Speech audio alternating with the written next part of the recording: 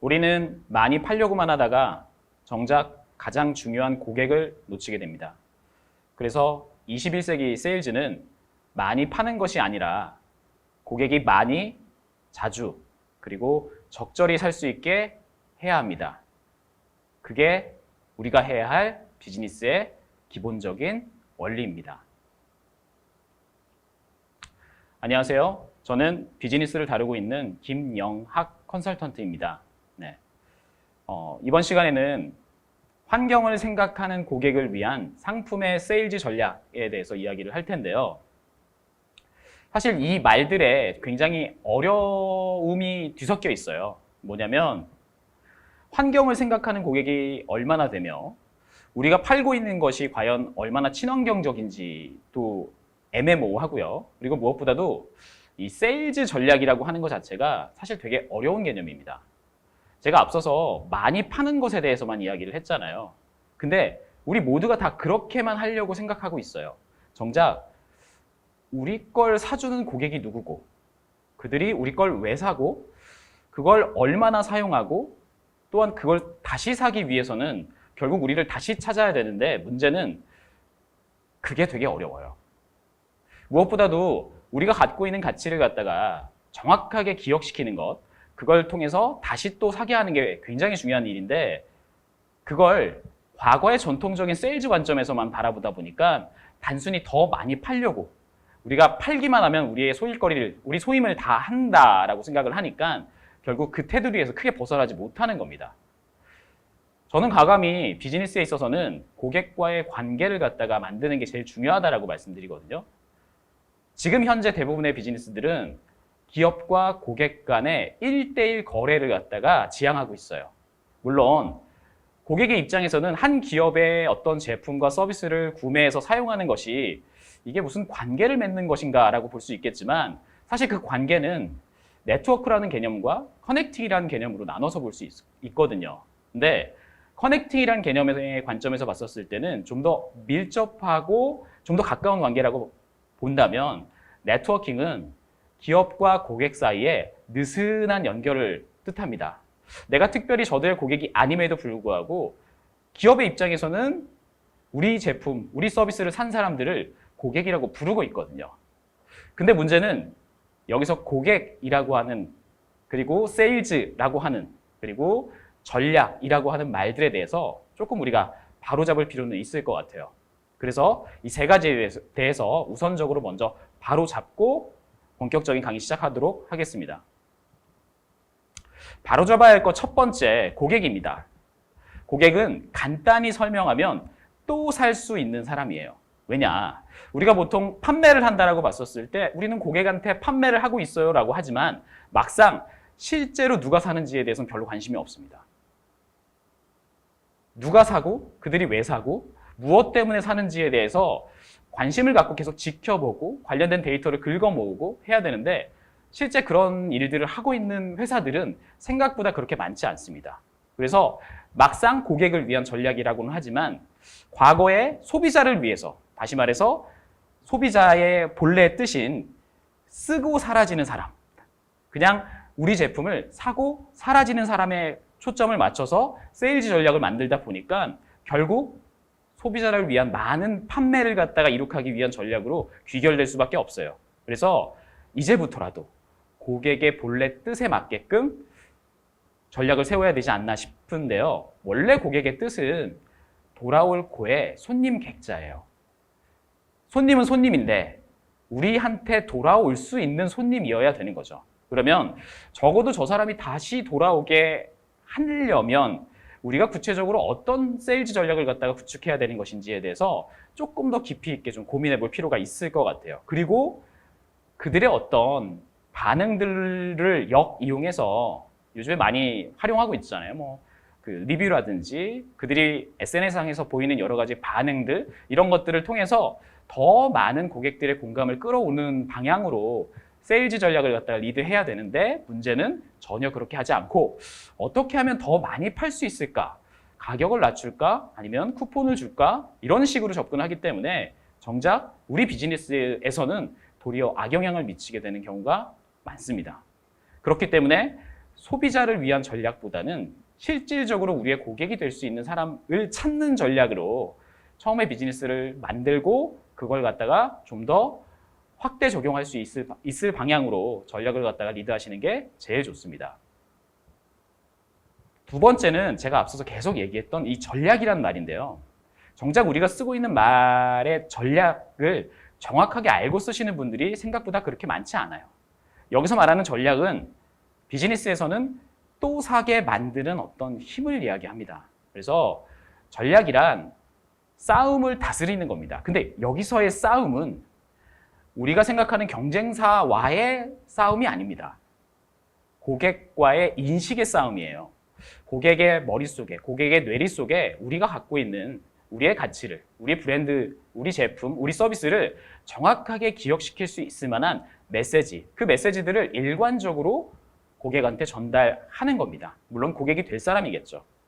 대신에 그 전달하는 방법에 있어서는 전략보다는 전술이 훨씬 더 유효하다라고 하는 것에 대해서 우리 각자가 할 수 있을 만한 전략적인 방향과 또는 전술을 바탕으로 해서 과연 우리 고객으로 만들기 위한 일관된 원리와 원칙을 어떻게 고수해야 될 것인지에 대해서 고민하셔야 될 거예요. 각각의 고객들마다 전달되는 어떤 가치가 굉장히 상이하게 느껴진다면 정도의 차이는 일부 있을 수 있어도 적어도 너무 극단적으로 흐르지 않도록 우리가 제공하는 가치에 대한 퀄리티를 확실하게 제어할 수 있도록 만드시는 것이 굉장히 좋습니다. 그래서 그걸 통해서 우리가 만드는 전략, 그리고 그 전략이 누구에게 도달되고 어떻게 도달되고 그랬을 때 고객의 어떤 반응을 이끌어내야 되는 것인지에 대해서 확실하게 인풋 대비 아웃풋을 관리할 필요가 있습니다. 그래야만 우리가 제대로 된 어떤 전략을 쓴다라고 볼 수 있겠죠. 그래서 고객이 갖고 있는 어떤 인식 그 자체를 갖다가 다루는 것이 곧 전략이라고 볼 수 있습니다. 마지막으로 세일즈인데요. 세일즈는 앞서 제가 말씀드렸던 것과 같이 단순히 파는 것이 아닙니다. 21세기 세일즈는 고객을 또 사게 하기 위한 구체적인 방법을 제시할 수 있어야 돼요. 대신에 그 세일즈가 앞서 말씀드렸던 전략의 기준에서 다룰 수 있는 영역은 사실은 아닙니다. 오히려 영업의 관점에서 보시는 게 훨씬 더 적합한 관점이라고 보실 수 있어요. 왜냐하면 제가 말하고자 하는 영업과 세일즈의 가장 극명한 차이는요. 영업은 비즈니스를 운영하는 것 그 자체를 말을 하는 겁니다. 대신에 단순한 어떤 세일즈는요. 그냥 판매를 말하는 거예요. 더 많이 팔기 위해서 하고 있는 모든 활동 그 자체를 갖다가 일관되게 일관성 있게 우리가 목표로 삼은 고객에게 제대로 전달될 수 있도록 총체적으로 관리하는 것이 곧 영업입니다. 그래서 제가 권해드리고 싶은 건 세일즈를 하려고 하지 마세요. 영업을 하십시오. 대신에 우리의 목표 고객, 그 목표 고객을 찾고 그들로부터 더 많은 이야기가 전파될 수 있도록 만드셔야 됩니다. 많이 팔려고 하다가요.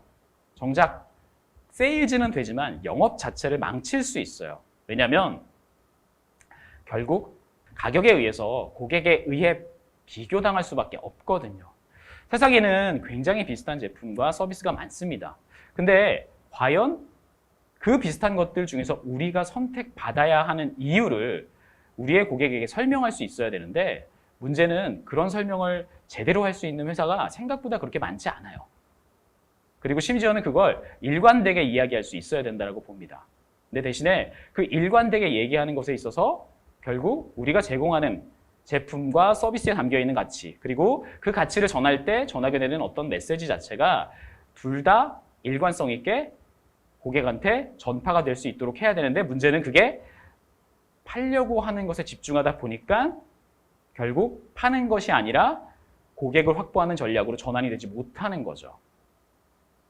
앞서 설명드렸던 것처럼 고객은 소비자가 아닙니다.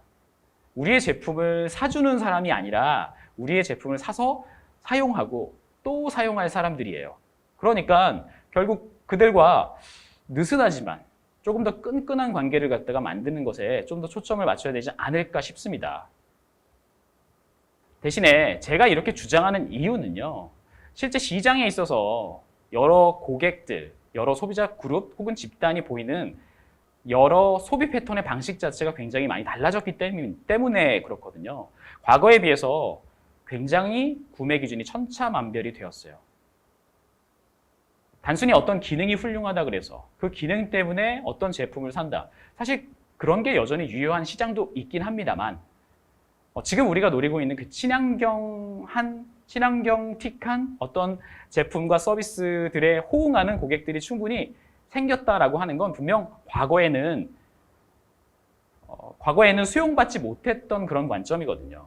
그래서 현재로서는 고객이 갖고 있는 어떤 생애주기 자체가 무너지는 이런 상황 속에서 결국 고객들은 나이를 잊고 자신이 추구하는 어떤 가치에 의해서 소비를 하기 마련입니다. 그러면 그 가치에 대해서 충분히 공감을 줄 수 있을 만한 제품이나 또는 서비스가 우리가 갖고 있는 게 어떤 것들이 있고 그걸 어떤 이들이 주로 좋아하고 선호하고 꾸준하게 이용하는 것인지에 대해서 우리 안에서의 어떤 답을 찾기보다는 그걸 고객한테 물어보셔야 돼요. 근데 문제는 우리가 판매하고 난 다음에 그런 것들을 확인하고자 고객한테 적극적으로 다가가는 경우를 거의 볼 수 없습니다. 예를 들어서 AS 같은 것들도 좀 생각을 해보면 금방 아실 수 있을 거예요. 실제로 가전과 관련된 AS 프로세스가 과거하고는 다르게 많이 바뀐 부분이 AS 후에 그 업체로부터 받게 되는 어떤 메시지들이거든요. 불과 얼마 전까지만 해도 그런 메시지들을 보내지 않았습니다. 그리고 누구누구님, 누구누구씨 하면서 정확하게 누군가를 지칭해서 메시지를 보내는 것도 거의 없었어요. 근데 지금은 다 대부분 보편화돼 있죠. 그걸 일괄적으로 또는 일반적으로 보내는 것 자체가 당연한 것처럼 되어 있습니다. 그러면 그 메시지 안에 뭔가 특별함을 갖다가 담아서 고객이 우리를 잊지 않고 계속해서 기억해 줄 수 있도록 하는 여러 장치들을 갖다가 만들어 보면 어떨까요? 그러면 고객의 만족도는, 아니 그 올라간 판매와 사용 간의 어떤 만족도는 결국 우리의 고객이 될 만한 가능성을 점차 높이는 결과가 될 거고요. 그리고 그 작은 노력들이 더 많은 고객들을 불러모으게 할 수도 있는 겁니다. 하지만 문제는 이걸 되게 귀찮아 하시거나 혹은 뭐 굳이 그렇게까지 해야 되는가라고 하는 관점에서 바라보시게 되면요. 그걸 상쇄시킬 수 있을 만한 우리만의 어떤 제품력이라고 하는 게 충분히 입증되어야 되는데요. 실제로 그런 파워를 갖고 있는 회사가 그렇게까지 많지 않습니다. 그렇기 때문에 고객한테 어떻게 하면 효과적으로, 효율적으로 우리가 갖고 있는 가치를 갖다가 전달할 수 있을지, 그 전달된 가치가 고객으로부터 어떤 반응을 이끌어낼 수 있을지에 대해서 끊임없이 실험해 보셔야 돼요. 자, 계속해서 고객과 관련된 고객의 어떤 인식의 성숙도에 대해서 이야기를 할 텐데요. 분명히 고객은 과거에 비해서 많이 달라졌습니다. 말씀드린 것 같이. 그래서 이제는 생각보다 환경에 대해서 관심이 많아졌고요. 실제 그 환경에 대한 관심이 많아졌다라고 하는 걸 우리가 곁에서 볼 수 있을 만한 여러 제품들에서 실제로 확인할 수 있습니다. 참고로 제가 갖고 온 이미지는요, 특별한 이미지가 아닙니다. 구글에다가 친환경 제품과 관련된 검색을 했었을 때 나오는 이미지들이에요. 그 이미지가 실제로 수십만 개가 나오게 되거든요.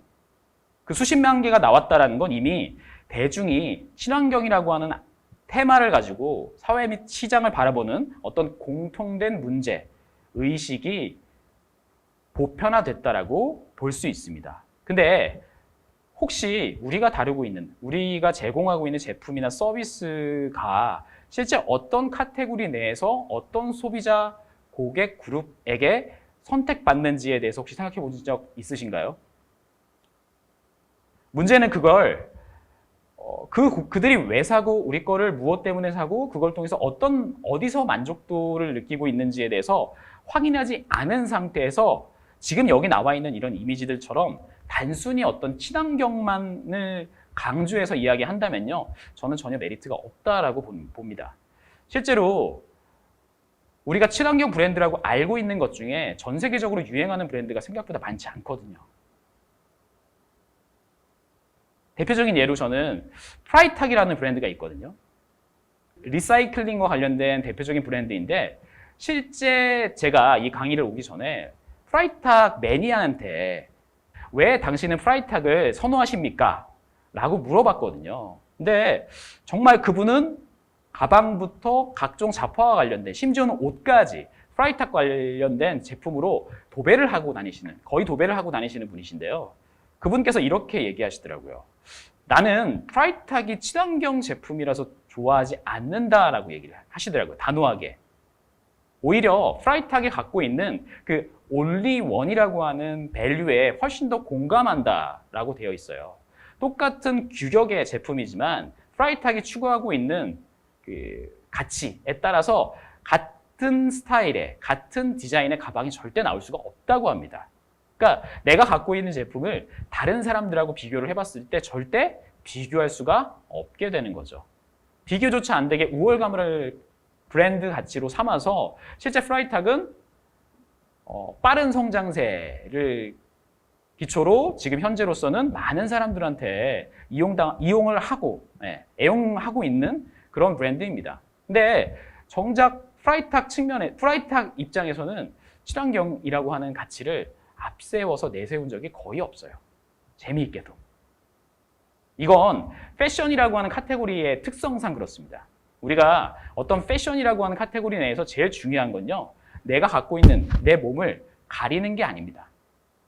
내가 갖고 있는 개성을 갖다가 어떻게 하면 잘 드러낼 수 있을지에 대해서 고민한 사람들이 기왕이면 남들과 좀 달랐으면 좋겠고 그 다른 부분들을 갖다가 어떻게 하면 도드라지게 더 보일 수 있을지, 조금 더 남들보다 깨어있는 사람이었으면 좋을지, 이런 것들을 생각하다 보니까 많은 이들이 프라이탁이라는 브랜드를 선호하게 된 것이죠. 그만큼 친환경이라고 하는 가치가 생각보다 많은 사람들한테 통용되고 있는 가치이지만 최우선적으로 이걸 바라보고 선택하는 사람들은 아마도 생각보다는 너무 없지 않을까, 저는 그렇게 봅니다. 물론 정부 측에서도 이런 식의 노력들을 하고 있거든요. 녹색 제품 정보 시스템이라고 하는 곳이 있습니다. 실제로 한국환경산업기술원이라고 하는 곳에서 운영하고 있는 사이트인데요. 여기서는 지역별로, 용도별로 혹은 장소별로 내가 쓸 수 있을 만한 친환경 제품에 대해서 확인하고 그걸 실제로 구매할 수 있는 링크를 갖다 제공하고 있거든요. 그래서 우리가 갖고 있는 제품들도 여기에 등록이 돼서 이곳에서 인증한 진짜 친환경 제품이라고 하는 것에 대한 이해를 갖다가 심어주면 고객한테 뭔가 다른 측면에서 친환경을 갖다가 이야기할 수 있을 만한 어필이 되지 않을까. 네. 그만큼 친환경이라고 하는 가치가 보편화되어 있다고는 하지만 문제는 이런 것들이 실제로 각각의 카테고리별로 친환경을 내세운 브랜드들이 생각보다 그렇게 많지 않다라고 하는 것. 그렇기 때문에 우리가 뭔가 남들과 다른 행보를, 그리고 좀 더 고객한테 가까이 갈 수 있을 만한 행보를 보인다라고 한다면 우리는 소비자를 상대하는 게 아니라 소비자 속에서 우리의 고객이 될 수 있을 만한 브랜드를 갖다가 찾을 수 있을 만한 어떤 계기가 되지 않을까 싶습니다. 근데 문제는요, 제가 이제 아무리 이렇게 떠든다라고 하더라도요, 기존의 비즈니스를 운영했던 방식 자체에서 크게 벗어나지 못하고 있어요. 지금 최근에 나왔던 책이 마켓 5.0이거든요. 재작년에 나왔던 책이 4.0이고요. 실제로 고객 또는 고객화와 관련된 여러 기업들의 움직임들이 계속해서 이어지고 있거든요. 대표적으로 많은 분들께서 실제로 우리 제품을 팔기 위해서 애용하시는 플랫폼 같은 경우도 더 많이 팔기 위해서 팔려고 하는 사람들을 많이 모아놓은 정도의 수준에 불과합니다. 그러니까 내가 거기에 들어가서 정말 뾰족하게 우리 걸 내세울 수 있을 만한, 혹은 알아줄 수 있을 만한 가치를 갖다 그 안에 담지 못하면요, 결국 그 수많은 나와 비슷한, 나와 거의 차이가 없는 것들로부터 사장당하기 십상이거든요. 그렇기 때문에 우리는 여전히 팔려고만 하지 말고요, 그것보다는 마켓 4.0 또는 5.0의 시대에 맞게끔 좀 더 가깝게 고객한테 전달될 수 있도록 우리의 가치를 제대로 인식한 고객들이 좀 더 우리를 앞세워서 이야기할 수 있도록 최선의 노력을 기울이는 것을 저는 권장드립니다. 그렇기 때문에 우리가 갖고 있는 특별한 매력이라고 하는 것에 대해서 진심을 다해서 찾아보셔야 돼요. 그리고 그걸 우리의 입장에서 찾는 게 아니라 우리 걸 진정으로 사용해주고 애용해주고 있는 고객을 통해서 찾으려고 하셔야 됩니다. 실제로 과거와는 다르게 앞서 말씀드렸던 그 리뷰 시스템이라고 하는 것이 많은 플랫폼으로부터 각광을 받는 이유가 바로 그런 부분이거든요. 심지어는 제품에 대한 소개보다도 리뷰가 먼저 노출되는 플랫폼들도 일부 있습니다. 그걸 통해서 결국 많은 사람들이 이걸 쓰고 있다고 하는 것을 인식시켜서 고객으로 하여금 또는 소비자로 하여금 이걸 사도 괜찮아 라고 인식시키고 이해시키는 것일 수도 있습니다. 그래서 진심을 다해서 우리 제품 그리고 서비스에서 친환경이라는 가치를 고객이 느낄 수 있도록 하기 위해서 그리고 그 안에서 결국 친환경이 차지하고 있는 가치가 얼마나 되고 그 가치가 과연 고객의 만족에 얼마나 많은 부분 영향을 끼치는가에 대해서 조금 더 깊이 있게 좀 생각해 보실 필요가 있습니다. 근데 중요한 건 제가 앞서서 말씀드렸던 것처럼 고객이 원하는 것은요 따로 있을지 몰라요. 물론 그 원하는 것을 모두 다 줄 수 없다라고 하는 건 압니다. 그렇기 때문에 누구나 아무나 우리 고객으로 삼으려고 해서는 안 됩니다. 그렇게 되면 결국 더 많이 팔려고 하는 전략에서 벗어나지 못하게 되고요. 결국 무언가 더 주거나 혹은 가격을 베이스로 깎아주는 이런 전략을 갖다가 펼칠 수밖에 없게 되거든요. 그렇게 돼서는 고객한테 우리가 갖고 있는 매력을 적절하게 어필할 수 없습니다. 그래서 저는 과감하게 이렇게 말씀드리고 싶어요. 친환경만을 앞세워서 팔려고 해서는 안 된다고요. 고객은 앞서 말씀드린 것처럼 점점 고등한 가치를 추구하기 시작했습니다. 그래서 고객이 느끼기에 적합한 가치를 제시하고 입증한 이들만이 시장에서 생존할 수 있게 됩니다. 대부분의 시장에서의 출발점이라고 하는 건 니즈로부터 출발하거든요. 고객이 갖고 있는 니즈. 그 니즈는 결국 쉽게 설명하면 이거 좀 쓸만해 라고 할 수 있는 건데요. 그게 적절한 소셜 밸류나 혹은 만족을 얻어서 주변 사람들한테 퍼지게끔 되어 있거든요. 그래서 고객한테 이런 반응을 이끌어내시면 됩니다. 이거 참 살만해. 괜찮아. 나쁘지 않아. 그랬을 때 고객의 니즈보다는 원치를 조금 더 자극한다라고 볼 수 있고요. 그리고 거기서 더 나아가서 정말 많은 이들로부터 어떤 구매력이라고 하는 걸 인정받게 되면요. 주변에 자연스럽게 추천하고 공유하게끔 되어 있습니다. 이게 앞서 말씀드렸던 많은 고객의 입으로부터 입소문이 퍼질 수 있도록 만드는 그런 일종의 전략이라고 볼 수 있어요. 그래서 고객 입장에서 이거 참 쓸만하니까 너도 써 라고 하는 반응들이 자연스럽게 나올 수 있도록 하는 겁니다. 근데 대신에 이 과정에 있어서 고객으로부터 얻어야 될 반응은요. 고객의 공감입니다. 우리가 보통 입버릇처럼 이야기하는 이 공감이라고 하는 것 자체가요. 생각보다 그렇게 쉽지 않아요.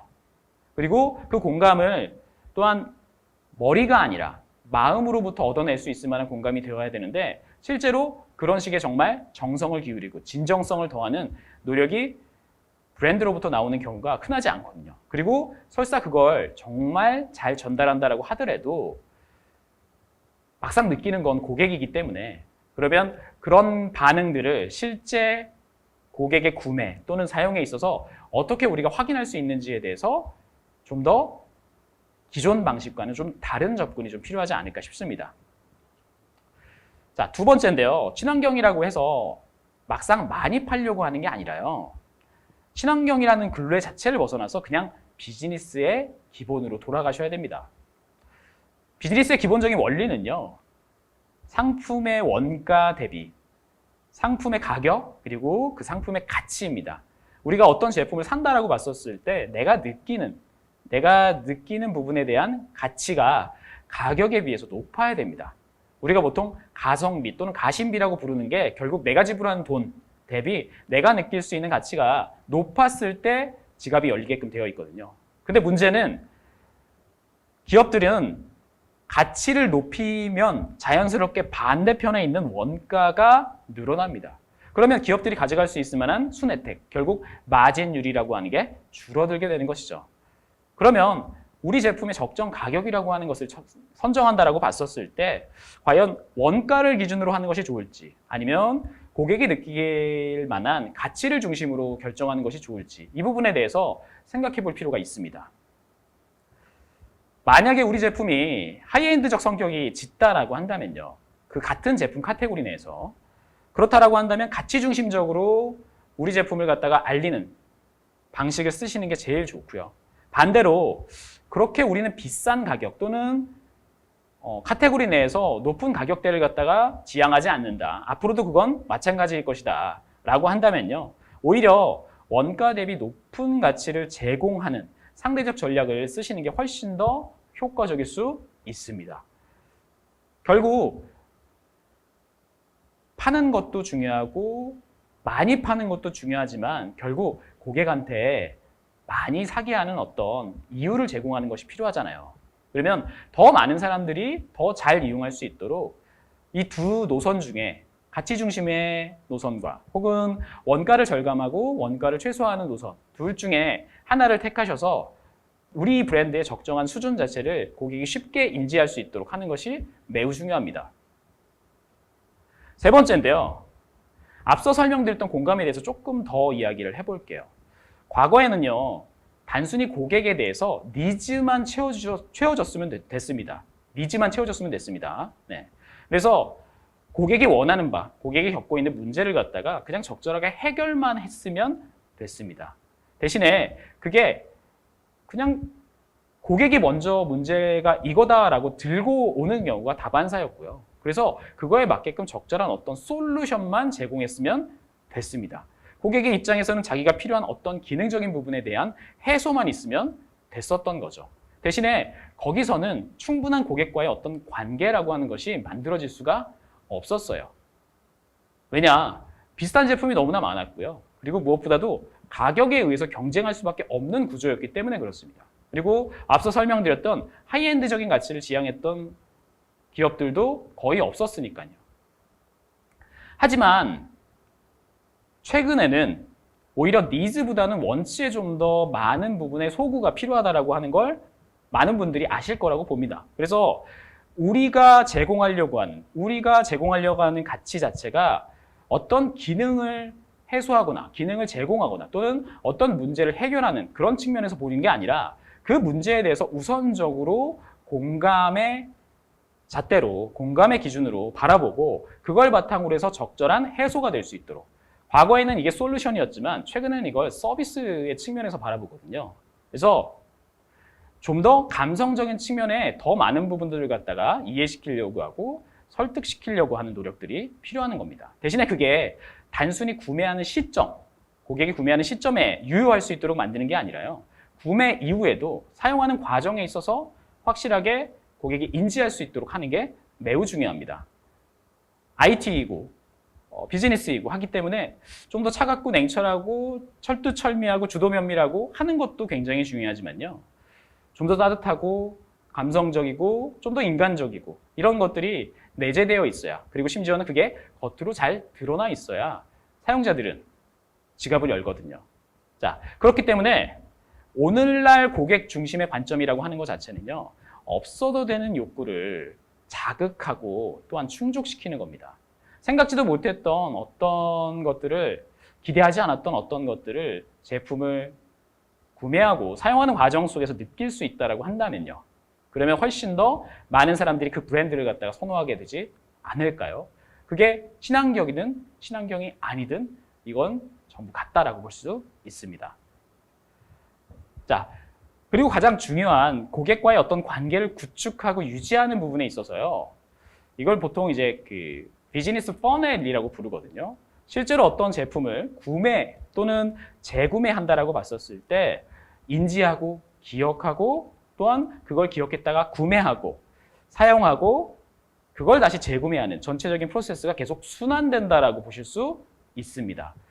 대신에 인지나 기억에 있어서 너무나 많은 힘을 들이게 되면요. 실제로 뒤에 가서는 다소 힘이 좀 빠집니다. 그래서 이런 게 있구나. 나중에 꼭 사봐야지. 이런 반응을 이끌어내는 것에 너무 많은 기업의 역량을 쓰다 보면요. 정작 제품이나 서비스 자체에 힘이 빠져서 그리고 또한 너무나 많은 기대를 하게 만들어서 그 기대 대비 오히려 만족보다는 실망을 주게 되는 경우가 많거든요. 실제로 광고를 보고 또는 어떤 컨텐츠를 보고 제품이나 서비스를 구매했다가 실망하고 그 제품을 샀던 곳까지도 심지어는 탈퇴하는 그런 행동들을 간간히 볼 수 있는데요. 그렇기 때문에 우리가 판매하는 채널도 그 안에 포함시켜서 생각해 보셔야 됩니다. 대신에 여기서 이제 핵심은 이 전체적인 재구매와 관련된 그 비즈니스 퍼널을 갖다가 얼마나 긴밀하고 짱짱하게 구축하는가, 이것도 굉장히 중요한 일이긴 하지만요. 무엇보다도 구매하고 사용하고 실제 재구매와 관련된 전체적인 프로세스가 고객의 상대적으로 좀 긴 제품들이다. 예를 들어서 일반적으로 쓰는 생활용품이 아니라 뭐 잡화라든지 기타 이제 조금 더 긴 시간이 필요한 사용하고 다시 사는 데 있어서 긴 시간이 필요한 부분에 있어서는 오히려 또 다른 욕구가 될 수 있을 만한 공유를 한다든지 추천을 한다든지 혹은 주변에 선물을 한다든지 그런 것들을 통해서 더 많은 이들로부터 같은 제품이지만 더 잘 퍼질 수 있도록 만드는 것들이 좀 필요하지 않나 싶습니다. 그래서 구매나 사용 또는 재구매에 있어서 추가적으로 선물 또는 그 이상의 어떤 추천 이런 것들이 실제 그 각각의 사람들로부터 그러한 행동들을 이끌어낼 수 있을 만한 장치들을 미리 마련하셔가지고 고객 개개인들한테 적절한 메시지를 통해서 그런 일들이 벌어질 수 있도록 만드시는 게 제일 좋다. 이렇게 말씀드릴 수 있을 것 같아요. 우리가 보통 알고 있는 우리 전체적인 시장에 대한 전반적인 흐름 자체가 생각보다 그렇게 복잡하지 않다라고 하는 것도 이해하시면 돼요. 우리가 갖고 있는 제품의 속성이 과연 원츠 또는 니즈 둘 중에 어디에 조금 더 가까운가에 따라서 우리가 제품 또는 서비스에 대해서 제공하는 정보를 인지하고 기억해서 어떤 경로를 통해서 실제 구매가 이루어지는지 이런 부분들에 대해서 알고 접근하시는 것이 필요할 겁니다. 그래서 온오프라인 유통상의 고객이 접하는 콘텐츠와 제품 그리고 그에 따라서 몰이나 마트 기타 이제 전문점, 실제 이제 오프라인 샵에 가서 구매하는 것들까지 포함시켜가지고 우리가 갖고 있는 우리 카테고리 내에서의 주요 검색어가 있잖아요. 그 검색어와 관련돼서 주요 채널들의 검색 경향이 어떻게 바뀌고 있고 그와 관련돼서 이 친환경이라고 하는 가치를 더했을 때 과연 얼마나 소수를 이루고 있는지에 대해서 생각해 보실 필요가 있어요. 대신에 여기서 이제 중점적으로 보셔야 될 거는 이 빨간 선과 파란 선의 어떤 흐름들입니다.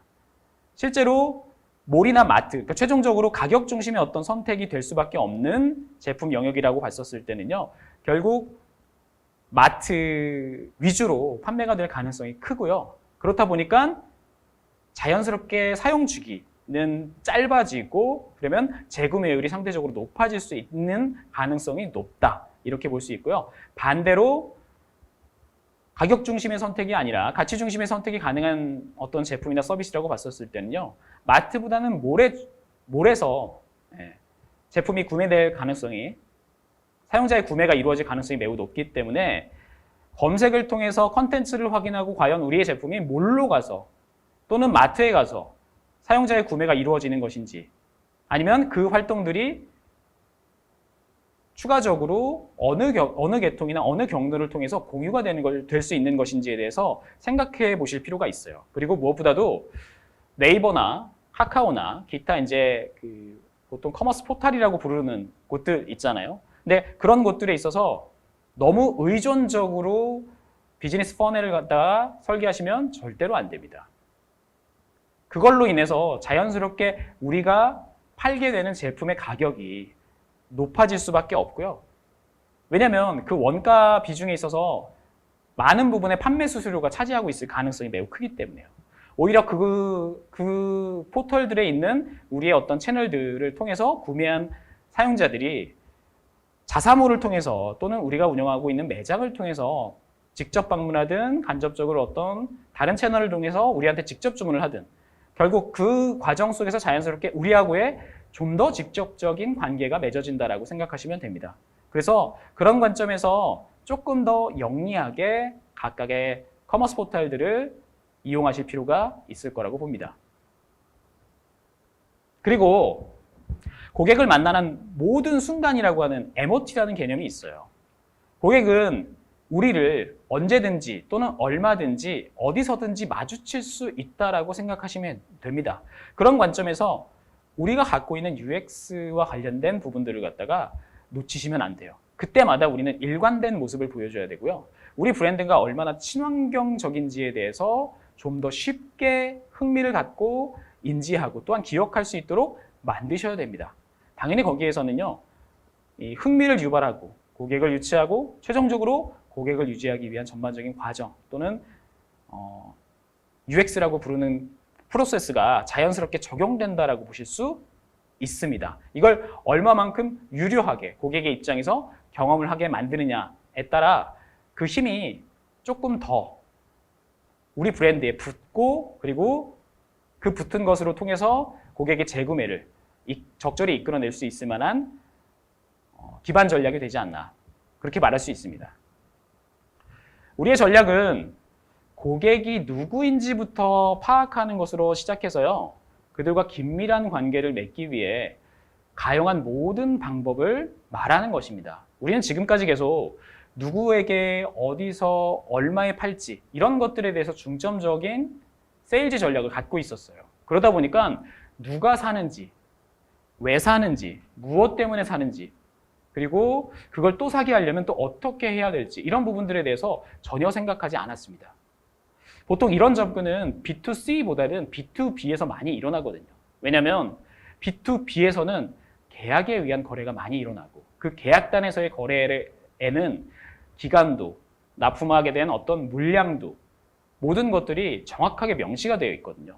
그리고 그 경험들로 인해서 실제 그 계약이 계속 지속되는 경우가 많습니다. 그 과정에서 자연스럽게 당연히 우리를 기억하게끔 되어 있고요. 그 기억이라고 하는 것 자체가 결국 우리를 또 찾게 만드는 게 되는데 문제는 B2C에서는 그런 것들을 기억하게 하는 게 쉽지 않을 수 있습니다. 그렇기 때문에 더더욱 B2C지만 B2B처럼 고객 한 사람 한 사람을 최대한 기억하려고 하고 고객의 입장에서 고객이 우리를 기억하게 하려면 또한 우리는 무엇을 할 수 있을지 무엇을 해야 할지 이런 것들에 대한 생각들을 계속해서 하셔야 됩니다. 그렇기 때문에 고객이 제공해주는 여러 가지 데이터가 있을 거예요. 우리를 어떤 경로를 통해서 찾을 수 있게 만들지 그러면 조금 더 쉽게 찾을 수 있으려면 어떤 채널들을 우리가 운영을 해야 될지 단순히 판매 채널 여러 개를 운영하는 것이 좋을지 SNS를 비롯하여 우리 자사 홈페이지나 자사몰 같은 것들을 종합적으로 운영하는 것이 좋을지 물론 이 모든 것들을 다 해야 된다 라고 말할 수는 없어요. 혼자서 운영하거나 또는 굉장히 소수의 기업들, 소수로 운영되는 기업들 같은 경우는 모든 채널들을 다 관리할 수 없기 때문에 그런 거죠. 그러면 적어도 우리 제품이나 우리 서비스에 어울리는 적절한 채널, 판매 채널도 그렇고 홍보 채널도 그렇고 이 모든 것들 그리고 우리가 직접적으로 관리하는 그런 채널들도 있겠지만 간접적으로 우리 스스로를 갖다가 우리 대신해서 알려줄 수 있을 만한 고객 집단 저는 이걸 보통 비즈니스 앰버서더라고 부르거든요. 우리를 대신해서 우리를 알려줄 수 있을 만한 많은 사람들하고 더욱더 많은 이야기를 해서 그걸 타고 더 많은 사람들이 우리를 더 찾을 수 있도록 만드는 것이 더 좋다라고 말씀드릴 수 있을 것 같아요. 그리고 그 과정 속에서 자연스럽게 확보되는 고객 데이터를 그냥 버리지 마시고 그리고 그걸 바탕으로 해서 또 다른 고객을 확보하는 것에 좀 더 활용하시고 그리고 무엇보다도 그 데이터가 우리 제품이나 우리 서비스를 개선하고 변화시킬 수 있을 만한 핵심적인 키라고 하는 걸 잊지 마시기 바랍니다. 그리고 마지막으로 무엇보다 특정 카테고리 내에서 기억에 남는 구매 또는 사용 경험을 제공하실 수 있어야 됩니다. 이게 고객을 위한 최고의 배려가 될 수 있도록 하는 게 매우 중요하고요. 우리가 어떤 식당에 갔을 때 혹은 우리가 어떤 맛집에 갔을 때 우리는 어떤 식당에 갔을 때는 어떤 메뉴를 정하고 가지는 않지만요.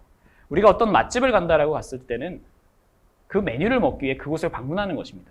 그러면 결국 우리가 맛집이 될 것이냐 그냥 흔하디 흔한 널려있는 음식점이 될 것이냐는 결국 우리가 얼마나 무엇을 잘할 수 있고 그걸 고객에게 어필할 수 있고 고객이 기억할 수 있고 심지어는 그 카테고리 내에서 친환경 플러스 알파, 다시 말해서 친환경이기도 하고 실제 제품이 갖고 있는 기능, 속성, 고객이 선호하는 부분들 이런 것들이 최대한 많이 반영되어 있을 때 비로소 많은 고객들로부터 선택을 받을 수 있고 구매를 이끌어낼 수 있고 실질적으로 재구매를 이끌어낼 수 있다.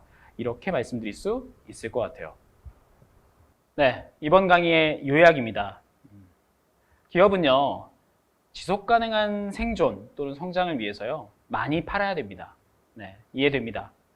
많이 팔기 위해서는요, 많이 팔려고만 해서는 안 됩니다. 사줄 수 있는 고객을 많이 찾아야 됩니다. 결국 핵심은 고객이고요. 그 고객을 많이 찾고 그들로부터 더 많은 구매를 이끌어낼 수 있도록 그 구매 과정에서 더 많은 사람들이 우리의 고객이 기꺼이 될 수 있도록 만드는 것이 사실 비즈니스의 핵심이라고 볼 수 있습니다. 그 과정 전체를 보통 영업이라고 일컬어야 되는 게 맞고요. 그 영업을 하기 위해서 우리는 필수적으로 세일즈라고 하는 걸 어쩔 수 없이 해야 됩니다. 대신에 그 세일즈를 더 많이 팔기 위한 어떤 수단으로서 활용하지 마시고요. 고객을 확보하고 유지하고 확장하기 위한 적절한 도구로서 쓰시는 것이 가장 추천드리는 바입니다.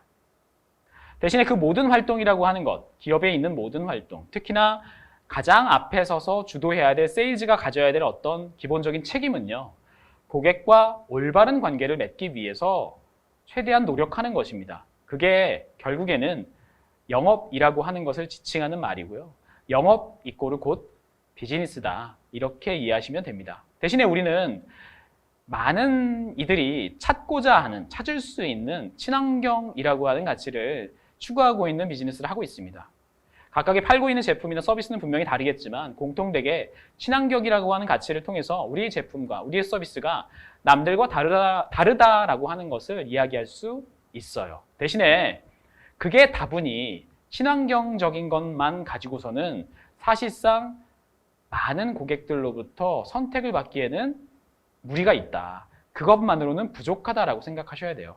같은 카테고리 내에서 우리가 과연 친환경 말고 더 내세울 수 있을 만한 것이 무엇이고 그리고 그것을 적절하게 어떤 메시지를 통해서 전달할 것인지 그리고 무엇보다도 우리가 운영하고 있는 여러 판매 채널과 홍보하는 채널 속에서 적절한 컨텐츠로 담는 것이 어찌 보면 우리가 할 수 있을 만한 어떤 세일즈의 어떤 활동의 일환이다라고 볼 수 있습니다.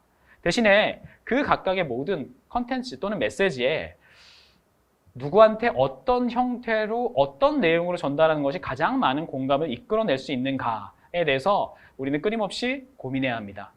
그 고민을 통해서 결국 많은 고객들의 구매를 이끌어낼 수 있을 만한 어떤 가능성을 높이는 과정, 그 과정 자체에 대한 어떤 효율성을 갖다가 만들어낼 수 있다. 그리고 동시에 우리의 고객이 될 만한 사람들을 더 많이 끌어모을 수 있고 심지어는 더 많이 만날 수 있다고 하는 걸 알고 계셔야 됩니다. 그리고 제가 말씀드렸던 고객의 본래 뜻, 자연스러운 재구매 자체를 이끌어내고 심지어는 그 구매가 자연스러운 사람들, 그 사람들의 실질적인 우리 제품의 사용 주기를 확인하시고 그걸 바탕으로 해서 우리의 판매 전략을 재조정하시는 것도 필요합니다. 단순히 산 사람이 또 사기 위해서는요, 최소 몇 주 내지 몇 달 혹은 몇 년이 걸릴 수도 있어요. 그렇다라고 한다면 좀 다른 차원에서 그 사람으로 인해서 또 다른 그 주변에 있는 사람들이 살 수 있도록 하는 여러 장치들을 구매 과정이나 사용 과정 또는 실질적으로 티가 나는 홍보 활동들을 통해서 많은 고객들이 기꺼이 우리 고객이 될 수 있도록 하는 것으로서 우리의 전략을 좀 더 견고하게 만든다라고 생각하시면 됩니다. 이건 일종의 확장된 UX에 대한 개념이라고 볼 수 있고요. 이걸 요즘에는 좀 더 진보된 CRM이라고 부릅니다. 우리는 그러면 과연 고객을 위한 고객 관계 관리를 어떻게 하고 있는지, 단순히 판매만 하려고 하는 것인지 아니면 판 이후에도 지속적으로 그들과 어떤 관계를 맺으려고 하는 것인지, 우리가 제공하는 제품과 서비스에 대해서 어떤 반응들을 실제로 사용 과정에서 보이고 있는지를 갖다가 여러 경로를 통해서 데이터를 확보하고 그 데이터를 통해서 우리 스스로를 개선하고 변화시킬 수 있도록 만드는 것입니다. 그리고 추가적으로 특정 플랫폼에 의존한 어떤 판매 채널을 운영하고 계시는 분들이 좀 계신데요. 그것보다는요, 그들로부터 우리를 만나게 할 수는 있지만요, 우리를 또 만나게 하는 건 사실상 매우 어려운 일이 될 수 있기 때문에 오히려 그걸 고객 확보를 위한 어떤 게이트웨이로 활용하시는 것을 추천드립니다. 이런 과정 속에서 자연스럽게 고객은 하나 둘씩 모이게끔 되어 있고요. 결국 그들로부터 계속해서 재구매의 선택을 이끌어낼 수 있으면 좀 더 견고한 고객과의 관계를 만들 수 있지 않을까. 저는 그렇게 말씀드리고 싶습니다. 강의는 여기까지였는데요. 제 강의를 들으신 친환경 가치를 바탕으로 해서 어떤 제품과 서비스를 만드시는 그리고 판매하시는 대표님들, 환경을 생각하는 고객이라고 하는 건요, 따로 있지 않습니다. 대신에 그들이 우리 제품이나 서비스를 통해서 과연 친환경적인 가치가 어디서 어떻게 느끼고 경험하실 수 있는지를 갖다가 다시 한번 되짚어 보세요. 그리고 그게 우리가 판매하는, 우리가 홍보하는 우리의 제품과 서비스 그리고 그걸 담고 있는 어떤 컨텐츠 속에서 자연스럽게 고객이 느낄 수 있도록 하고 그걸 그들의 입과 손으로 다른 이들에게 전파할 수 있도록 만드는 것이 어찌 보면 상품의 가장 최적화된 세일즈 전략이다라고 말씀드릴 수 있을 것 같습니다. 네. 제 강의는 여기까지고요. 질문이 있으시거나 혹은 궁금하신 부분이 있으시면 저에게 직접 연락을 주시면 제가 성실히 답변 드리도록 하겠습니다. 감사합니다.